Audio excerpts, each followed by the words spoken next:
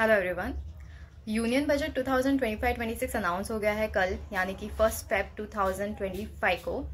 और अभी तक आपने बहुत सारे हाइलाइट्स देखे होंगे। सबसे ज़्यादा चर्चा का विषय बना है कि 12 लाख तक की इनकम पे कोई भी टैक्स नहीं है। बहुत सारे आपने मीम्स देखे होंगे कि 12 लाख तक की इनकम कैसे अर्न करें। बट जोक्स अपार्ट, हम इस वीडियो में देखेंगे कि डायरेक्ट टैक्स में क्या क्या चेंजेस हुए हैं after the budget. Most important thing, ये जो भी चेंजेस है ये फाइनेंशियल ईयर 2025-26 के लिए है। ये कोई भी रिलीफ आपको करंट ईयर में 25-26 के रिटर्न में नहीं मिलेंगे। अगर हम कॉमनली बात करें तो 12 लाख तक की इनकम पे कोई भी टैक्स नहीं है। अगर हम सेक्शंस के रेफरेंस के थ्रू बात करें तो 87A का रिबेट की जो लिमिट है वो अब 60,000 हो गई है, यानी कि 12 लाख तक 60,000 का टैक्स है एंड 100% आपको रिबेट मिल जाएगा।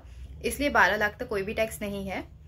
वन थिंग, अगर स्पेशल रेट्स टैक्स है, यानी कि अगर कोई भी शॉर्ट टर्म कैपिटल गेन है, लॉन्ग टर्म कैपिटल गेन है, अगर लिस्टेड शेयर सेल किए हैं या लिस्टेड सिक्योरिटी सेल की है, तो उस केस में टैक्स एप्लीकेबल होगा, भले ही आपकी इनकम 12 लाख के अंदर है तो भी। सेकेंडली, ये जो स्लैब है अब 4 लाख तक कोई भी टैक्स नहीं है। ये हम बात कर रहे हैं न्यू टैक्स रिजीम की, सेक्शन 115 BAC की।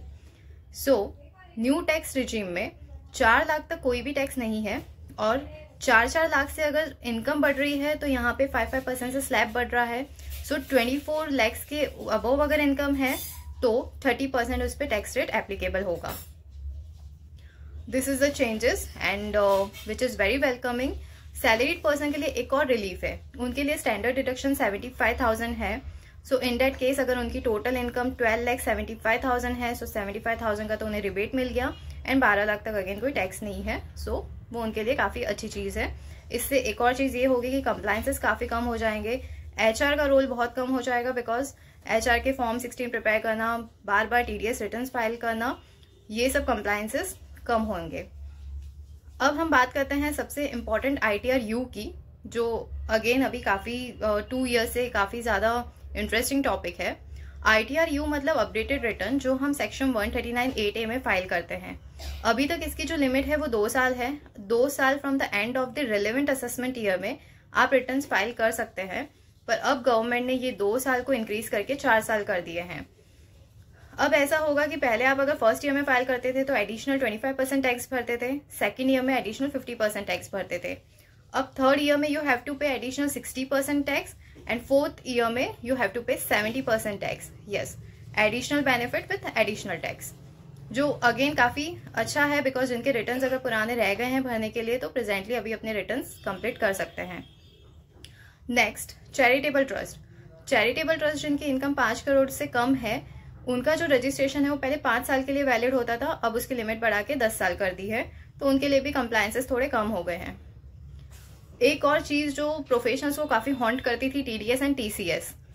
TCS में बहुत वेलकमिंग चेंज ये आया है कि 206(c)(1)(h) का सेक्शन में अगर सेल ऑफ गुड्स में 0.1% का TCS जो कलेक्ट होता था वो अब रिमूव हो गया है फ्रॉम 1 अप्रैल 2025।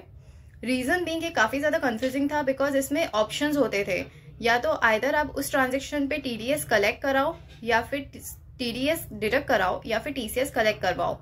तो कभी कभी ऐसा होता था कि एक ही ट्रांजेक्शन पे TDS भी डिडक्ट होता था, TCS भी कलेक्ट होता था, या कभी कभी दोनों ही चीज़ें नहीं होती थी। तो अब गवर्नमेंट ने इसे ध्यान में रखते हुए उस पर 0.1% का TCS है वो रिमूव कर दिया है। सो अब उस पर जो कंप्लायंस होगा वो ओनली TDS रिलेटेड ही होगा। इसके अलावा बहुत सारे सेक्शंस में TDS के रेट्स कम कर दिए हैं एंड थ्रेशोल्ड इंक्रीज कर दिया है।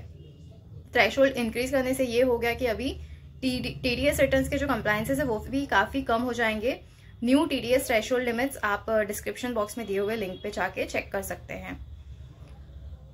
सो अभी तक ये सारे चेंजेस हैं एंड ये काफ़ी अच्छे हैं। इस बार का बजट काफ़ी टाइम बाद इतना अच्छा बजट आया है, जो रियली एक individual, salaried person and professionals के लिए, सबके लिए ही बेनिफिशियल लग रहा है। और भी कुछ चेंजेस हैं इनडायरेक्ट टैक्सेस में अगर बात की जाए तो बहुत सारी कस्टम ड्यूटीज़ काफ़ी चीज़ों पे रिड्यूस की है, जिस वजह से काफ़ी चीज़ें भी सस्ती हुई है, जो ऑलरेडी आपने न्यूज़ चैनल में देख ही लिया होगा कि कौन सी चीज़ें चीपर हुई है, कौन सी चीज़ें महंगी हुई है। Stay connected with my channel CA अर्चना कुमावत। अगर और भी कोई डाउट्स या क्वेश्चंस हो तो आप कमेंट बॉक्स में कमेंट करके पूछ सकते हैं। Thank you.